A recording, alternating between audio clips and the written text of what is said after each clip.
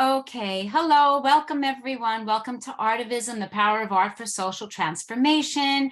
I will introduce our student ambassador for today, MG Lee Goose.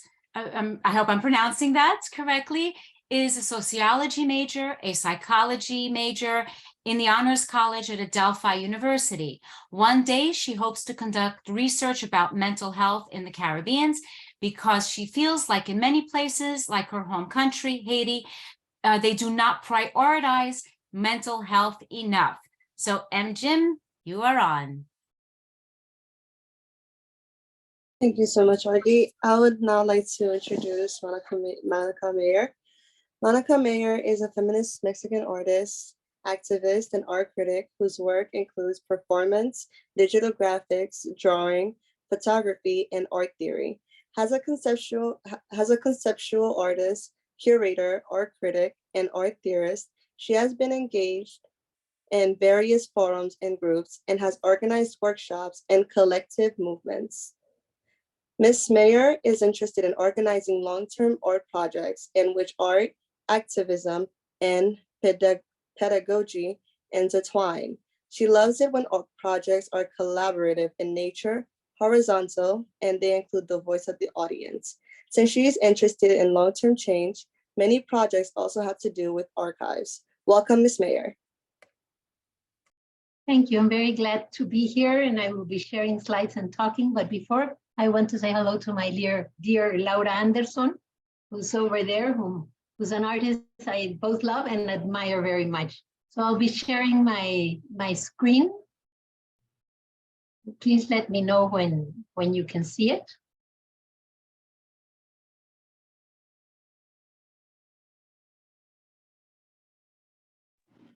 Yes, we see it. You can see it? Okay. So I started at the wrong end. So now you can have a quick look at everything I'm going to talk to you about and how I'm going to have to go really, really fast if I ever want to finish. I'm going to start talking to you about the context of my work. I'm a Mexican artist who lives and has lived almost most of my life in Mexico City. And I went to school at the National School of Visual Arts, which is in this wonderful colonial building in Mexico City. And I got the message of what was going on when I first walked in and saw what was awaiting us as women was this sculpture of a woman without a head, without arms, young body, not a lot of clothes, and wings on. So that sort of gave me the idea of what women were supposed to be like. I became a feminist, although I had heard of feminism for a while, but I actually assumed myself as a feminist after one of my fellow students talked about women artists, none of which had ever been mentioned in our history of art classes. And at the end, my male fellow students who were very politicized, came from a very strong student movement, they all said that women weren't as creative as men because we could become mothers and our creativity just diluted when we were mothers. So with that kind of very scientific ideas before me, I understood that as a feminist, I had to both do my artwork and do things to change the context. If not, I should just go to my house because my work was never going to be seen. At the time, we started questioning, as did women artists in many different countries, the images we were seeing of women. These are some of the ones by the famous muralists in Mexico. And women were either symbols, the ones carrying the luggage for the guys who were doing the revolution, or basically slaves. We also started questioning who was allowed into the history of art and who was not. None of these wonderful artists, including Frida Kahlo, who was not well known at the time and was just Diego Rivera's wife, none of them were mentioned to us. So it was a big struggle to try to see what was going on. We also had to start seeing again how women's work was seen. For example, on the bottom left, this extremely famous painting by Frida Kahlo, which came out of a real case of a feminicide that was published in the newspaper. The story I got is that she had actually painted that because she was very angry and jealous and sad after Diego Rivera had an affair with her sister. What? No, she painted that because that was a feminicide that had taken place, as did Maria Izquierdo, and they both started reflecting long before our days, the reality that women face in terms of violence in our country. At that time, most of the political ideas in Mexico had to do with the left.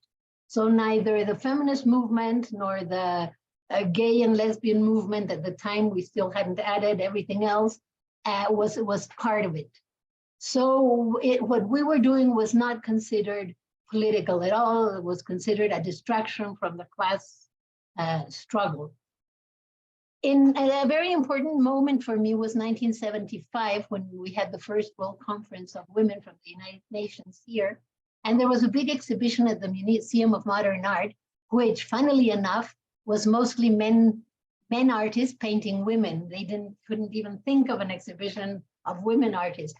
But one thing that was very interesting is that the magazine at the museum, which was, the editor was Carla Stelbeck, who lived many years in the United States and had a gallery and was part of the early feminist art movement in the States. When she was working here, in this magazine, she got together a group of art critics, art historians, anthropologists, and artists to talk about these issues. And even though many of them sort of had the idea that art is universal and women's art is only part of the whole thing and not something worth thinking about, and these big differences don't exist. One thing that was very clear to me was that even then, the ideas were intersectional. There was an intersectional feminism that hadn't even been classified as it was years later. Because if you're living in Mexico, there's no way you can talk about feminism if you're not talking about issues that have to do with class and with race as well. Another reason why it was very important to me is because there was an interview with Judy Chicago and Arlene Raven from the Women's Building, and I found out about them, and this was very important for me. I joined the feminist movement after reading this magazine and going for a 2-week workshop to the Women's Building, and then coming back and deciding I was going to go there for 2 years. But it took me 2 years. It took Victor and I, who's my husband and companion in art and life, it took us about a couple of years to get enough money for me to go and study my master's degree and to study at the Women's Building. So I joined the feminist movement. And this was the feminist movement. About 30 of us, and we were talking mostly about abortion, against forced sterilizations, which there were many of, particularly in indigenous or originary peoples' communities, and rape. Those were the most important issues. I'm the one in the front with my hands up, and the one behind me is my mother, who went with me to the demonstration because it was a politically very repressive time, and many people disappeared if their ideas were against the government. So she went with me and then eventually joined the movement because she liked what they were saying. As women artists, we started trying to figure out, well, what is it to be a woman artist? What is it to be a feminist artist? Is it just as women we start working together, or feminists who do art are doing feminist art? Or if we organize an exhibition that has to do with abortion, or like you can see on the right, a piece I had it was 10 postcards that say, I want to make love, and then it says in a full theater with an animal before being married, with another woman, et cetera, et cetera. And there were 10 things that were considered taboo at the time. And at the bottom, there was an instruction like in women's magazines, and you had to add the number of your reaction. And eventually nobody was considered normal. Nobody's preferences were considered normal. So we were, I think it was even not just pre-feminist, but it was also pre-queer in many ways. The first feminist art exhibition in Mexico was in 1973, 77, sorry. And 3 artists, Rosalba Huerta, Lucy Santiago, and I participated. And this was, for example, one of my pieces, which was so shocking at the time, because to have some naked genitals was very shocking, that it even had little curtain. And obviously, it made my parents very nervous, even though my mother was a feminist. And the night before the show opened, they sat me down in front of them and asked me if I was sure I wanted to show that, because they were going to fire my brother from his job. He had a job. Not that they were going to ever find out, there was no social media or anything like that. There was no way they could find out, but they were scared. I also found out that whenever a piece of work makes people that nervous, it's because it's usually going in the right direction. I was part also of a generation of women artists like Magali Lara, Popola Weiss, and Maris Bustamante, who were doing feminist art at the time. On the top right, Magali Lara, it's a little drawing that says young woman masturbating, which was presented at the Museum of Modern Art and was a tremendous scandal. The one on the bottom right is Pola Weiss, a video called Woman City Woman. And I was shocked myself when I saw it, because the woman dancing was not particularly thin. She had birth stripes and she had cellulitis, and it was very amazing to me to see the body, a real body of a woman participating in an artwork. And the one on the left is Maris Bustamante, a piece that she did, which was a performance, and for which she used these masks, in which she said, well, if Sigmund Freud said that women who want to work is because they have penis envy, okay, then we'll just put a penis somewhere and they won't be able to say anything anymore. So this was the atmosphere where I first started. Then I went to the Women's Building in Los Angeles, and that was a very incredible experience, because I think it's like those times in history when, like after the Russian Revolution, after the revolution in Mexico, at that time at the Women's Building, where you really feel that the artwork has to do with its society. And it's very much, there's a huge correlation. Things that were important to me at the Women's Building was understanding education as something coming both from what we thought and our ideas, but also our feelings and our experiences. The methodology was consciousness racing group. So we'd sit down and talk about things, and then we would get our ideas for art, of working collaboratively, our criticism of society from this very collaborative work. There was also this important idea which about taking care of ourselves collectively and individually, which I still believe is, for me, a basis of any kind of artwork I do. And also this thing of re-educating ourselves and, for example, doing things like moving around walls and construction that were not, at least were not part of my education as someone from Mexico City in the middle higher classes, you know? So I had never done, I was a princess, I had never done anything like that in my life. And I felt it very empowering. However, I started doing this kind of work because I started doing virgins, which I never would have done, because I found that the women at the Women's Building would have their altars to the goddess, and they would have the image of the Virgin of Guadalupe, which, as you know, is a very important deity in Mexico. And for me, someone who represents everything I am fighting against, which is the mother who is abnegated and who even allows her son to be killed because of the Jesus Christ, and who is so loving and forgiving and perfect, and who got pregnant by the Holy Spirit without her having any say in the whole thing.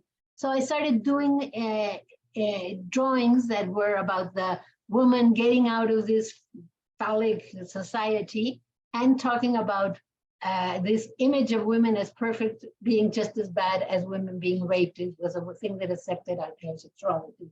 I also started doing work that wanted to bring together the community in the United States and the one in Mexico. I did this piece which was called Translations and International Dialogue of Women Artists, in which I brought to Mexico, I invited 3 women from the Women's Building to come and give talks and workshops about feminism, feminist art, and then see the work of Mexican women artists, talk to them, interact, and take work back to the United States of the Mexican artists. One thing that was basic to me when I studied at the Women's Building is that I worked with Suzanne Lacey. She was my master's degree advisor. And I had already, and I was able to understand that art for me is whatever I need it to be. Feminist art is whatever we need it to be, even if it doesn't look like anything that we've done before.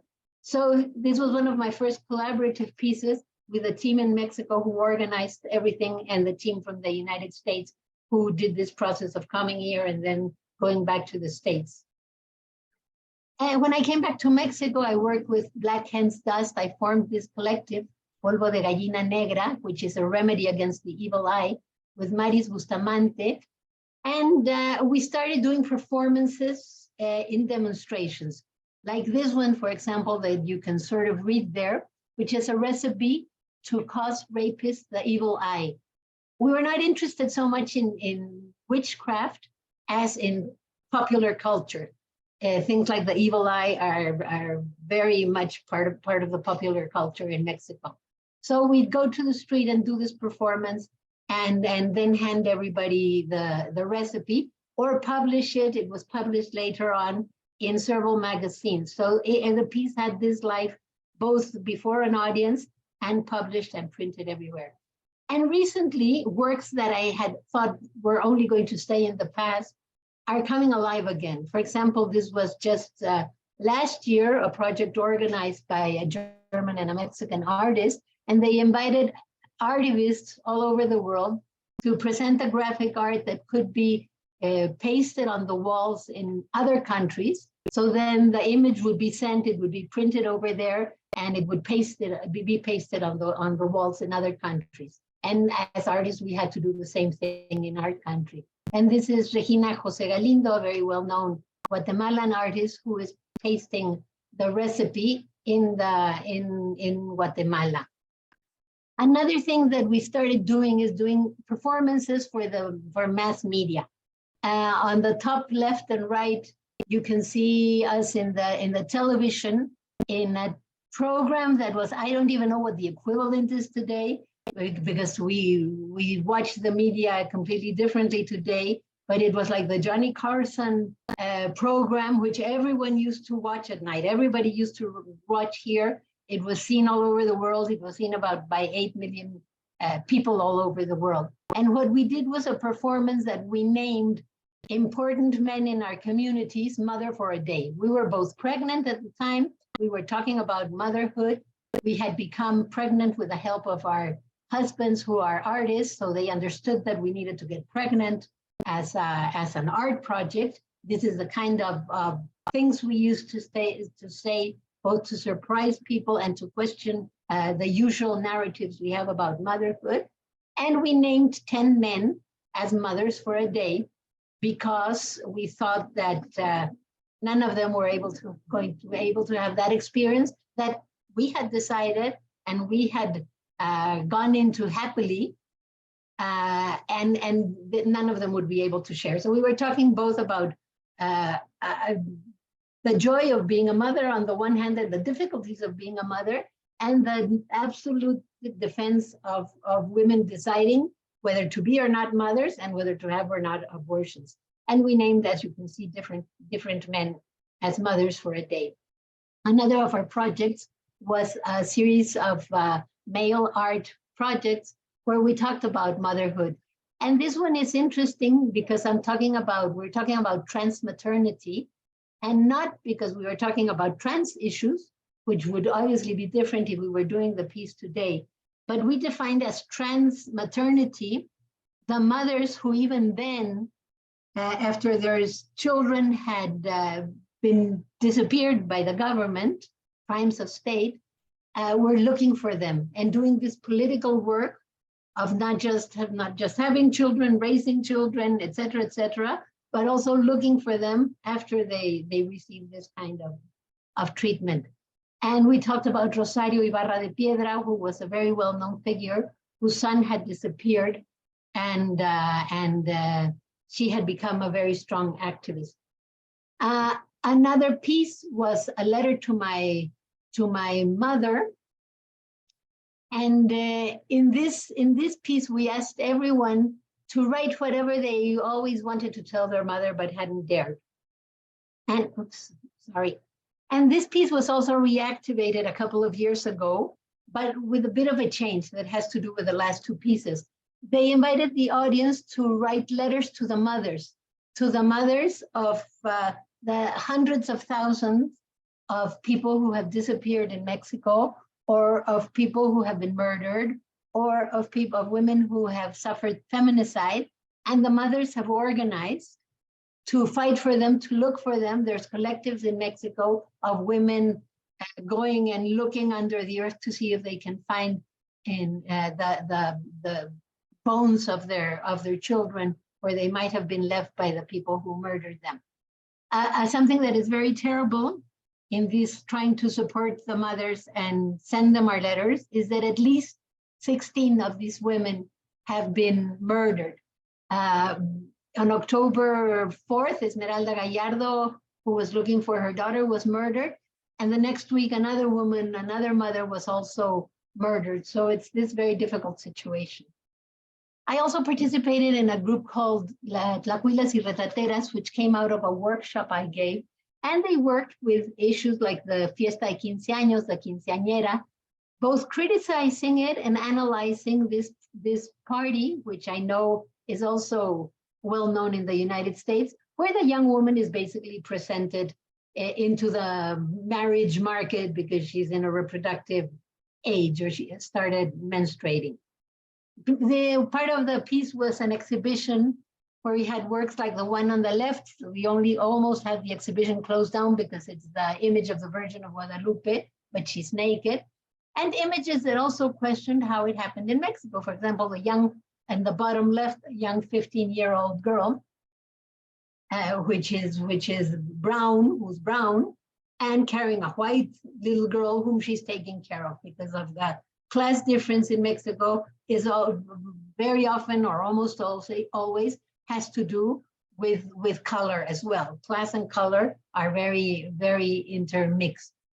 One of the pieces that I already, I'll talk a little about it today, but I gave another talk, which you could find in English, that I started doing in 1978, is the Clothesline, which is a space for women to talk about different issues that have to do with violence.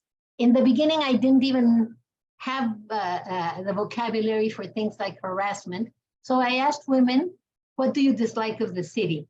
And when they would say, I dislike the traffic or the pollution, I would say, and don't you hate it when they grab your ass in the underground, in the metro or in the bus? And I would ask them to start writing about this. It's like a very, very, very early Me Too movement, except at that time in a museum, in this kind of context, it wasn't actually denouncing a person in particular, but it was painting a situation and bringing together the ideas and experiences of women and showing that it's not our personal problems, it's a structural problem.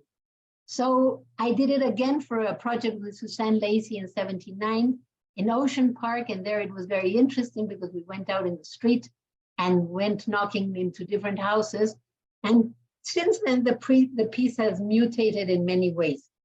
In 2007, I was invited to the exhibition, this very big exhibition, Whack Art and the Feminist Revolution. And they asked me to present the piece. And at the time, I wasn't even thinking of reactivating pieces. So I presented documentation, the little documentation I had of it. But then it sort of kept on coming up. And in this exhibition in 2009, they invited me to do it again. And I said, okay, let's have a couple of questions. The advantages of being a man or a woman and the disadvantages. And it was cute, you know, as a man, I can pee standing up and I don't have to give birth. And as a woman, I get a discount when I go to the bars a certain day at night. But I felt something hadn't worked. So when I did it in 2015 in Medellin in Colombia, I asked to work with artists and activists to decide what the question was. And this one, for example, was an interesting one because the question they came up with was, when was the first time you were harassed? And even I remembered times when I was harassed as a child in the street, in the cinema, and I hadn't even thought it was a social problem. 40 years as a feminist, and I hadn't realized it. And there I understood that this was something that happened to many women throughout their life. Something important to me that time was also that a teacher in Colombia took it as a methodology for her classrooms. And that was very interesting because since then the piece jumps as art, and sometimes it's activism, and sometimes it's education, pedagogy. I did it at this big university museum, the MUAC, in 2016. And that was, I think it's before the Me Too as well, or at least the whole Me Too had started here.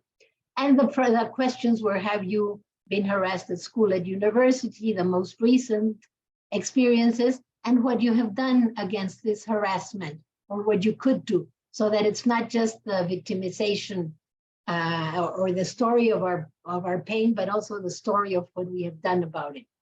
I also included an archive of other women at the time who were working with against harassment, whether as activists or as artists, and started including them. It's amazing because at the time I was able to find 5 or 6 groups, and today there are thousands and hundreds of works of groups and collectives of women artists all over Mexico, and I believe all over Latin America, who are doing artwork against sexual violence. Another important thing was that this piece, the answers have been taken by academics like Mónica Benítez to study what kind of information these kind of pieces can have, these collateral archives, as she calls them, and also the differences between, for example, the one I did at the National Museum of Women Artists in Washington and one I did in Argentina, and the answers in Mexico, and how they are different in each context. This is the one in Argentina, and I did that workshop for teachers, artists, and activists, and the teachers presented it eventually at their school. The students participated, and it was very moving for me because a few months later, the students wrote to me and said that a trans student had committed suicide in the school very near them because of bullying, and they wanted to do the clothesline to go and support them. So the piece jumped from one place to another, and that's what I like of what's happening with it now. In Indiana, I did it in 2019. I went to give a workshop, and then this group, which is called Women for Change, which started when Trump took over, and they are Democratic and Republican women fighting against violence. And they took it to every county so that they could eventually take all the answers to their legislative, to their lawmakers, and eventually they changed the laws on consent in their state. So it's interesting to me how different communities use it differently. Since then, it has been reproduced with me knowing, without me knowing, without me only finding about it very much later, in very many places by students. In Instagram, there are at least 50 clotheslines that these are a bit different, because in my clotheslines, there's no denouncing, it's a general narrative. But in these, there is. So they're a mixture of the Me Too movement, of my clothesline, of a practice that happened in Argentina after the dictatorship, which was called the escrache, which was going, if the law didn't punish the genocide, the people who caused the genocide, then they would go in and denounce them publicly in their houses. And it has to do with anarchist methodologies also of direct action. So I think it's a movement that takes from very many different places, but the form is the clothesline, which is very, very easy to hang and to handle. Now in Mexico, we have them for very many different cases. We have them like this one that was, for example, I denounced, but I didn't denounce, but, to talk about how difficult it is to actually accuse someone legally of harassment or rape. There's one about women in the church. There's clotheslines that to pressure men who don't pay what they have to pay for their children when the parents are divorced. So there are all these different clotheslines, and it's been used constantly all over the place. This is by an artist,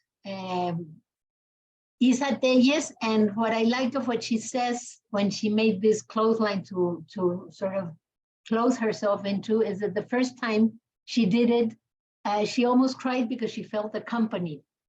So I always say that the Clothesline is like a huge consciousness raising group in which we can say what we want, we can share our pain, but we also feel accompanied. Another of my long-term pieces is Note to Abducted Motherhoods, which came out of the archive. At one point, I started looking into Ana Victoria Jimenez's archive, who documented the feminist movement. And I found this photograph of this first demonstration. There I am, there's my mother. And I started wondering, well, what has changed in Mexico?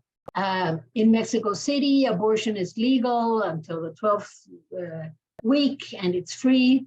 In other states, there are still women in jail for miscarriages, not even abortions, for miscarriages. So we started talking about what the differences, what the problems were today.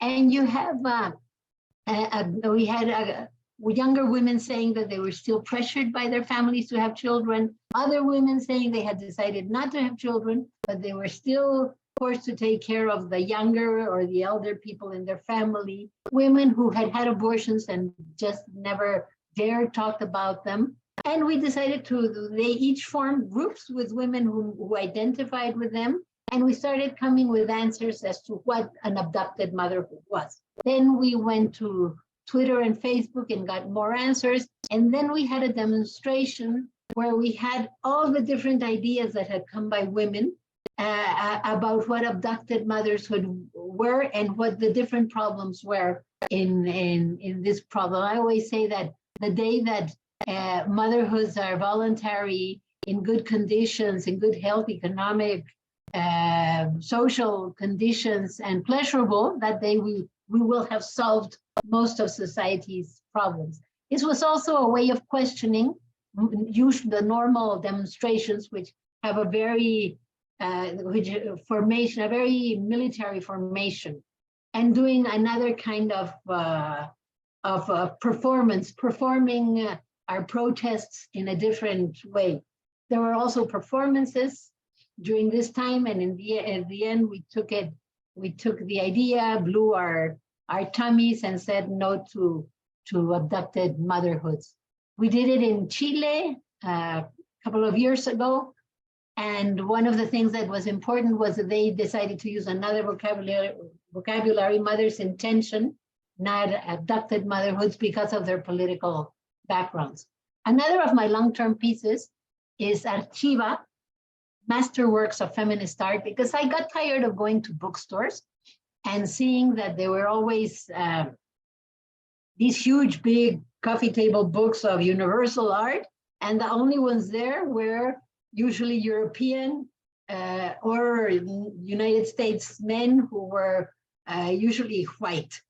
So I said, well, if they don't legitimize Latin American artists in general, or women artists, I'm going to do my own book on feminist masterworks, or if it had been in English, it would have been mistress works of feminist art in Mexico. It doesn't translate the same in Spanish.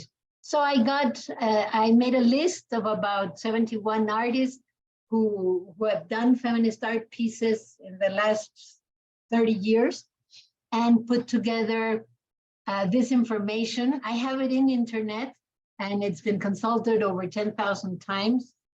And it has just a small biography of the artist, information of her media, and information on one of their pieces. So this was part of my work, but it didn't stop there.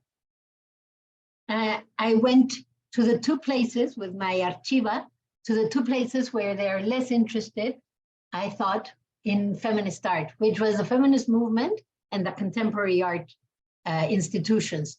So in the feminist movement, and I say that feminism is usually not interested in art, because at least in these national encounters and big reunions, art is considered entertainment, something you do at the end of the talk, of working real political issues, and not something basic and fundamental to the feminism, which is how I see it. So I went there, and then I started showing them very informally what the Archiva had and how it related to the things they were working on. And the second day, they didn't pay attention to me, so I hung them all over me. And the third day, I placed it where they all had to go through after the last meeting so that they would see it. Then I went to our contemporary art museum and took it to them too, and gave them 2 or 3 feminist art books because apparently they were not able to get any other way. So I gave it to them. Then I went to about 30 or 40 universities all over Mexico City, talking about the processes of visibility and invisibility of women artists. And the piece continues this way. The piece somehow or other never ends. It's been presented in exhibitions. I've used it for performances. And recently, just a few months ago, it was presented in Chile. And Chilean artists also did their own Archiva and are now getting together all the work that many feminist artists have done. The projects I'm going to talk to you about are not feminist, apparently. But to me, they come from all these ideas. In 1989, with Victor Lerma, whom I told you it has been my companion in life and art since then, we opened a little artist-run gallery where things could be shown that weren't shown anywhere else. Eventually, we decided to change this, to turn it into a project that does something that we call applied conceptual art. It's conceptual art that actually affects the system and intervenes in it. One of the first things we did was on this project that we started putting together all the art criticism in reviews. In Mexico City alone, there were about 34 newspapers, 12 of which had this kind of information, but no books were being published on contemporary art. So we started doing this together, and we did it for 25 years. It was interesting and kind of a contradiction because we're both performance artists and we believe in ephemeral work. And suddenly we're doing a work of art that has to do with the archive, which is what we have been working with for a long time. For 25 years, we put together these little booklets, which had all the photocopies of the main articles, and reviews and criticism published in the newspapers, plus an index. And this was sold to libraries, art museum libraries, art school libraries, etc. You would have the information that was published, and then in the back we had a summary of interviews and exhibitions and other news. Eventually, in 2011, we started compiling it by themes. In these first compilations that we did in these earlier ones, these were done every 2 weeks, then we would send it to the museum.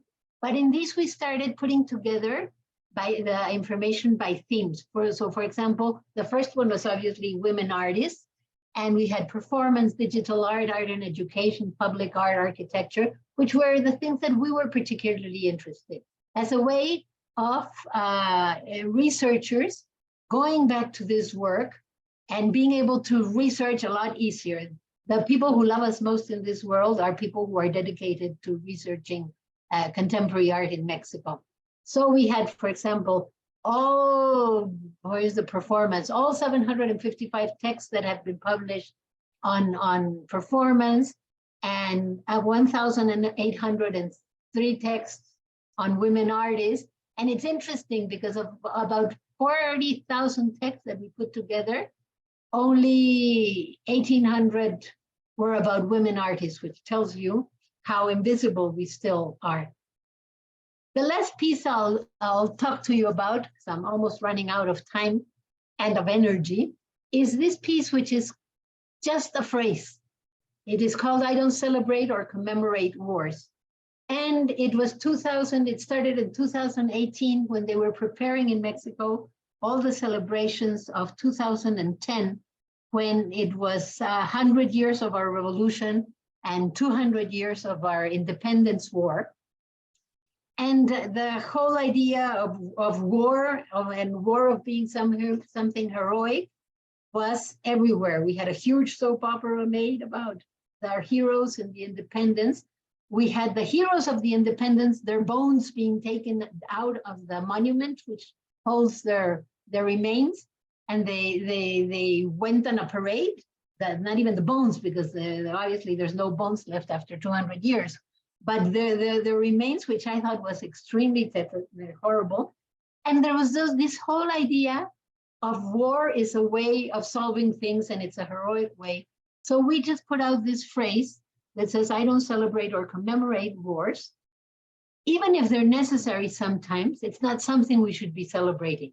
It's like in a family.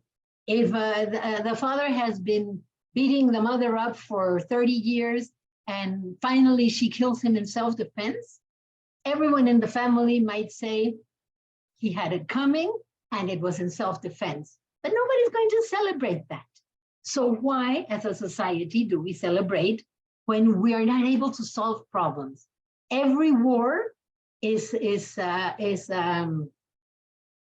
something wrong. Is something went wrong with society. Everyone, I know how to say it in Spanish, but I forget how to say it in English. But it's something went wrong. We weren't able to solve the problem. So we were trying to change this whole performativity that we have. That is obvious in everything. If you look at children's toys, boys' toys are all these superheroes who have wars all the time, and we have all these films all over the place, and we have all this heroic idea of war, and they're never right, or they're never right for humanity. It's always a problem that was not well solved, and we don't have any days that we celebrate that a problem was averted, which is what we should be celebrating, to teach ourselves and societies that there are other ways of doing it, that we don't have to go to war to solve this, or we should try to stop them as soon as possible. And this piece was first part of a big etching that was done with a big heavy machinery, and that's what we presented. And then it was a silk screen print.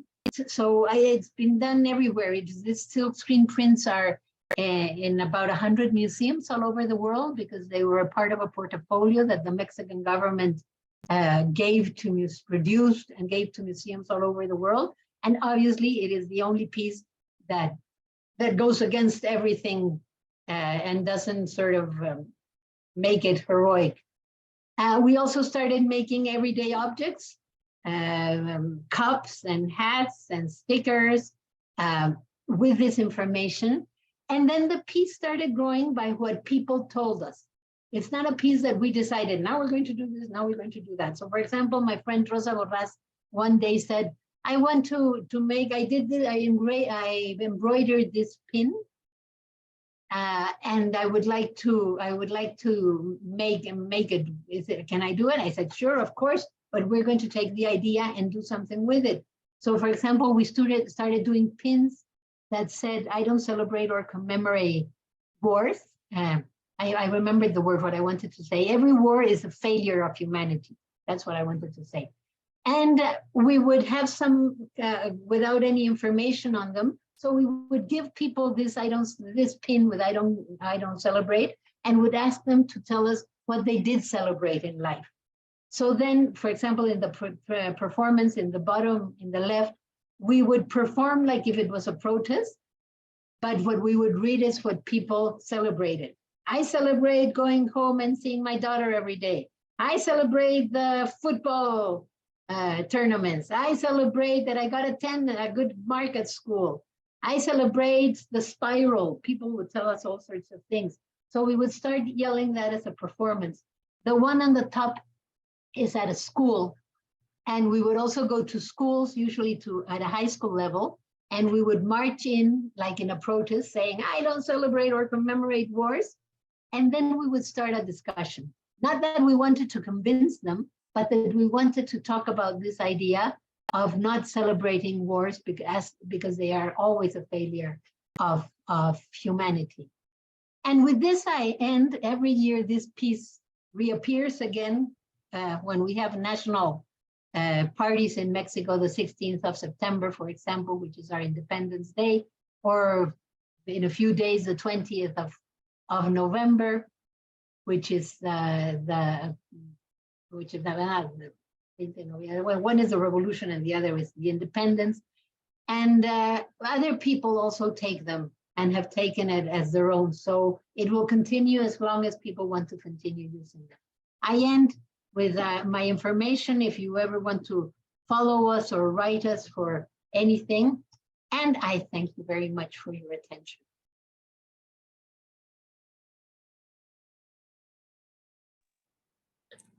Thank you so much, Ms. Mayer, for being our artivist today. I just want to quickly say that next Monday, November 21st at 4:30 p.m. Eastern Time, head coach of the Canadian Visually Impaired Judo team, Andre Sonde, and Olympic silver medalist Priscilla Gagne will present challenges to social transformation and arts martial. For more information on this and all the series past and upcoming events, please go to the ARTIVISM website. Follow us on Facebook, Instagram at ARTIVISM for Shared Humanity, or simply Google ARTIVISM in Adelphi. Our YouTube channel is ARTIVISM for Shared Humanity. If you would like to get more involved in this ongoing initiative, please contact the ARTIVISM team at artivism@adelphi.edu. I would now like to ask if there are any questions for our artivists. Please use the raised hand function on Zoom, unmute yourselves, or ask your questions in the Zoom chat.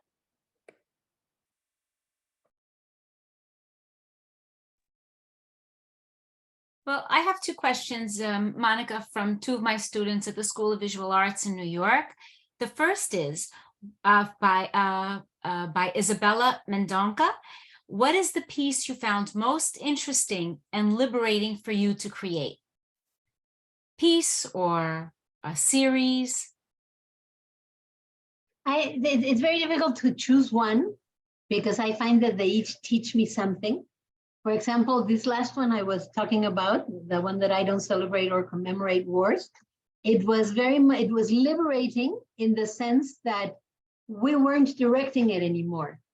It was being directed by the audience, which is something that for us is very important to sort of even out the place where the audience and the artist is, to have their participation be an integral part of the piece. And this was one where we did it all the way, you know. It even continues. Sometimes even I continue, and the piece continues on its own, and I only hear about it afterwards. So in a way, that was a very liberating piece. The one I'm still most surprised about is the Clothesline, because it sort of went off on its own after many decades of being in the archive. And partly I have worked for this to happen, but partly the context changed. So that's interesting to me as well, in terms, one, because of the relationship to the audience, and this one because of the relationship to the context, and how a work can or cannot be meaningful, or can even be offensive, depending on the context. And that's difficult to tell when you're doing the work. If your context changes and suddenly you were doing monuments to Christopher Columbus, then your work is totally out, you know, and considered very bad, even though in your moment it wasn't. It was the same the other way around. So I have very favorite works which are like very personal to me. I didn't show of those here to many, but during the pandemic, when I was at home and trying to keep my mental stability, I started drawing every day. And I started just drawing like something very geometric, like mantras, you know, just as a way of concentrating. And then I was invited to a performance that people were doing, that you were supposed to take a piece out. I wasn't going out. I'm still not going out. I'm still usually here in my house and do everything this way, you know. So even then, 2 years ago, even less. So I took my drawings to the garden because I had been taking photographs of my garden and doing these drawings. So then the drawings went to visit the garden. So then in Facebook, I started inventing this whole thing about the drawings going out, and then one drawing took out into the street, and then people would answer in Facebook, and then it became this whole story because we were all watching Facebook all day long, and then we were all like concentrated on seeing how others were surviving, and it became a piece. It became a piece that has eventually been shown in museums. And it was very interesting because the curator took the drawing that went out in the street in my piece, and he took that drawing and took photographs of the drawing in the different works of the exhibition. It was a group exhibition. So I think it's wonderful that now the curators also apply their creativity. So now the piece will always be shown with a condition that the drawings might be on the wall, but then they have to travel in the exhibition. So there's many pieces that have taught me different things. And the other one more is by Chloe Ma. What part of feminism do you focus on and why that perspective? I have always focused on feminist art, and it has usually been based on my experience. I am from the 70s, I think, when we believed that the personal is political and that art is the same as life. So for me, my artwork always has to do with the things I'm concerned with in that moment, which can be very personal or it can be social, like the one with the wars, but that touch me personally. And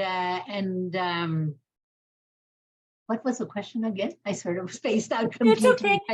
My mind went one way and I went the other. What part of feminism do you focus on and why that perspective? Yeah, and I think it's hard enough in art. I mean, what I've tried to do, I wrote in the newspaper for 20 years, so I wrote about performance art and I wrote about women artists. And we organized Wikipedia, like the Art and Feminism events that goes to put material of women artists. So I'm usually promoting that women artists are seen, that women artists are presented in museums, and it's enough. It's more than enough. There's a lot of work, and I'm very good friends with artists of different generations, and I try to make a community there. So I would say that my work has to do with a community, both the feminist community and in general. It is very difficult for me today when feminism sometimes is so fractured. I don't know how it is over there, but here it is very fractured between the TERF movement and the movement that accepts transgendered people, the trans movement. I forget how they're called in English. I'm sorry. It becomes complicated, but it's very difficult for me to see feminists that I've respected for a long time and suddenly totally disagreeing with what they're saying. So for my own mental health, I think I'd rather stick to the art world, where most feminists are very, very open, and I believe in an inclusive kind of feminism. Not just of gender and transgender and these things, but I think that feminism has to do with class and race and other issues. For me, feminism is something that has to do with all these issues. But I only have enough time to work from my own profession. Thank you. Any other questions or comments?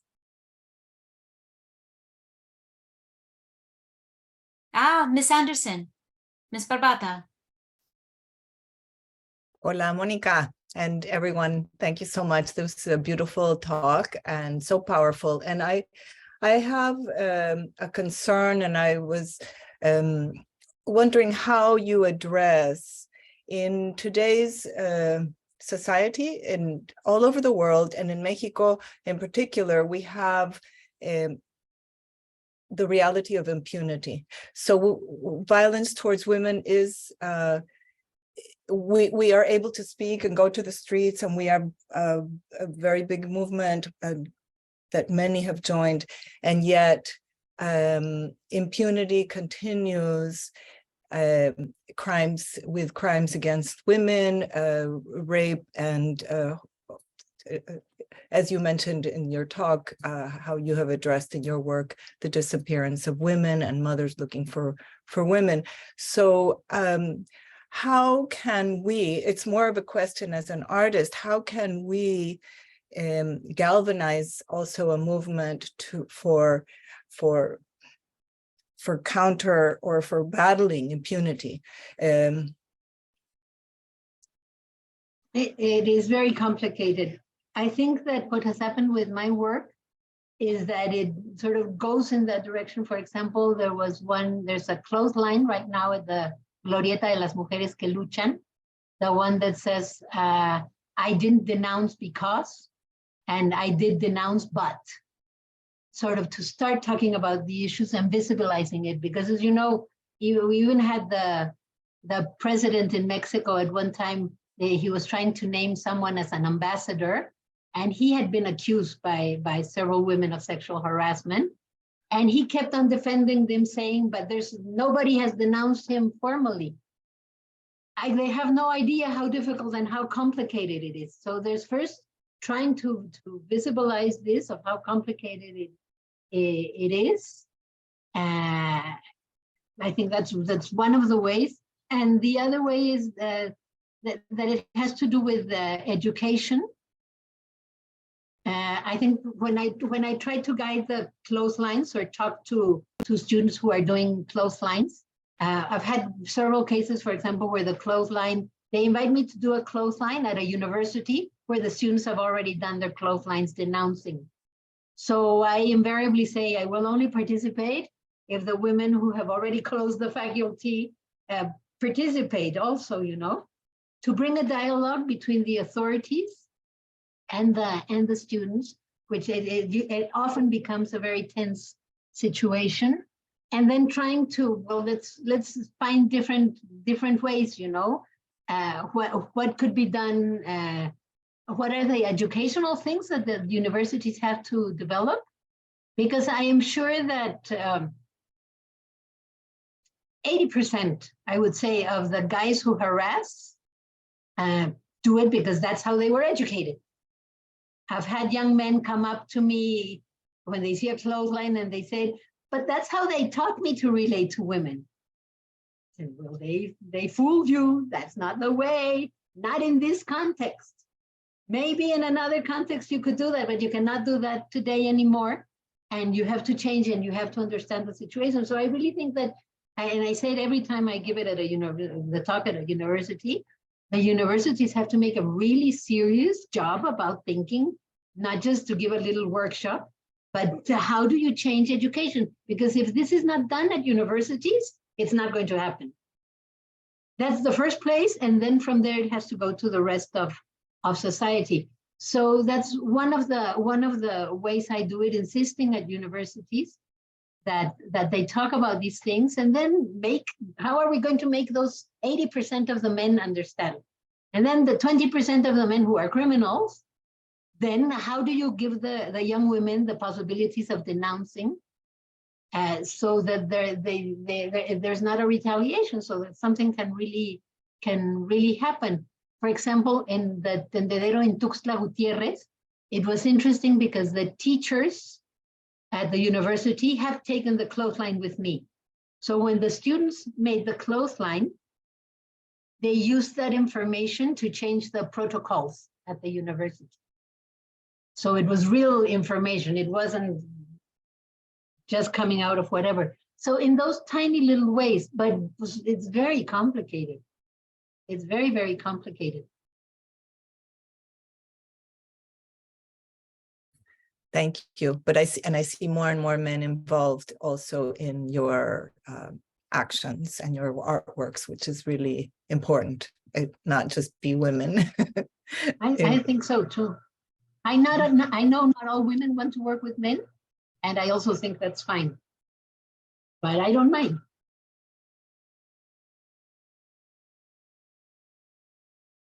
Carolina. First, I'd like to take a second to thank you, Ms. Mayer, for this marvelous presentation.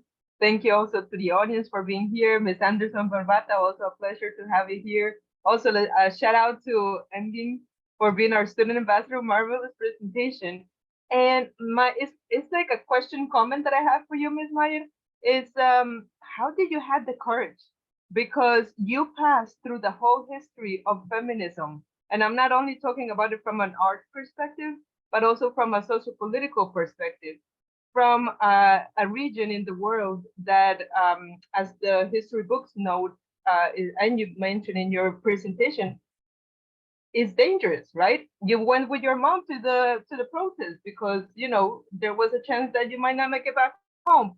Where did you find that courage to take on this? I mean, I know you mentioned about that it kind of like bothered you to see what was happening. You just went on it, but so many of us have that same feeling and don't take the action because of potential what ifs, what ifs, what ifs. How did you overcome those what ifs? At the time, I didn't feel I was in danger in the feminist movement. It was more the other student movements. The feminist movement was mostly integrated by upper middle class into academics, newspaper, women in the press, women who were daughters of very powerful men in the press. So I sort of felt we really didn't have any trouble, you know, that nothing was going to happen. We were too unimportant. We were not, I don't think, taken seriously. That's what I thought. At one point, Gabriela Aceves, a researcher who lives in Canada and has written a book on feminist art, came to Mexico, and she went to the National Archive, Archivo General de la Nación, and of course they knew who we were. And of course they knew everything we were doing.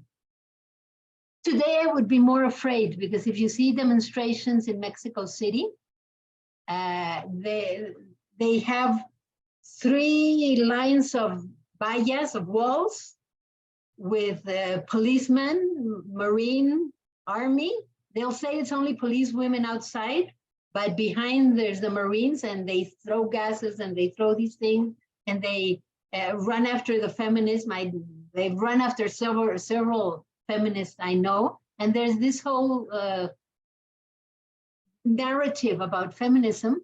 We recently had a huge thing equivalent to WikiLeaks, the Guacamaya leaks, where they hacked the army, our army, and among the lists that the army considers the most dangerous are the narcs, the drug dealers, and the feminists.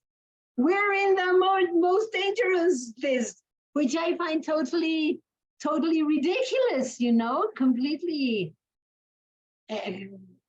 offensive. So I would be more, I'd be more scared today. I won't go to demonstrations anymore because I can't run very fast. And I would probably have to run, and I'm not able to do it. And the last one I went to, which was for abortion about 4 years ago, friends of mine who were there from Amnesty International told me, be very careful, because you can see that group of men over there who are just these huge big men standing there where all of you are going to walk. And we've been told that it might get dangerous. So we didn't go all the way, and several feminists were beaten up and stuff. So it's not nice. And before, I think I was just not aware of what was going on. There's also just things you have to do because you have to do. I don't know, but I think it was basically because I was not very much aware of the danger, because I'm not very brave in that sense. If I think they're going to be hitting people, I'd rather go away. I'm not a hero in that sense, and I'm very much against. I've thought about how you deal with madness or mental or social illness. I had a mother who was bipolar, so I learned how to deal with someone being violent immediately. And I've learned that when you're in that kind of situation, you can confront, and it doesn't usually help. You can sort of try to hide away and see that nothing is going on, or you can just leave. I think many people have left our country because of that. Others sort of hide away, and others confront. I'm not willing to confront. I was not willing to confront my mother. I would wait and find other alternatives, and I'll try to find other ways to fight, not direct confrontation. Thank you, thank you. Also here in Artivism, we always ask our presenters to leave us with a key takeaway from the presentation. So I would like to ask you, Ms. Mayer, what will be one key takeaway for action from your presentation today? I think the most important one, the one I always repeat, is you all know the Ninja Turtles and what their names were. So from then I learned Rafael, Michelangelo, Leonardo. I learned that the strategy is to win, we have to repeat. And repeat and repeat and repeat. And I struggle as a woman artist and visibilizing, no? As a Latin American artist, as any kind of artist, especially minorities, and especially if we're trying to do this kind of work, that we have to repeat and repeat and repeat and repeat and repeat our stories and our narratives, that it is very important that you keep your own narratives, that you write about them, that you promote them, that you share them. And this thing of repeat, ¿cómo se decía, Laura? Divide y vencerás. ¿Cómo dirías? Repite y vencerás.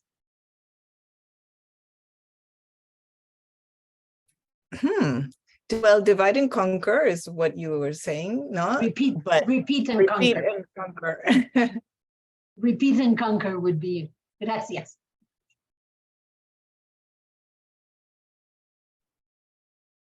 Thank you, Monica, for this very enlightening, informative, educational presentation. Thank you for agreeing to be with us again. You spoke to our classes last semester, which was wonderful. Thank you to our sponsors, Sing for Hope, Adelphi University, Jennifer Govan of Gottesman Libraries, Teachers College, Columbia University, to Dr. Stephanie Lake, to Carolina, and Jim, thank you for agreeing to be our student ambassador today. Thank you all so much. Have a great evening, and please stay in touch. Let us know of your work, your exhibitions, how we can share with our students and our network. Thank you so much. Be well, everyone. Have a good night. Okay. Thank you.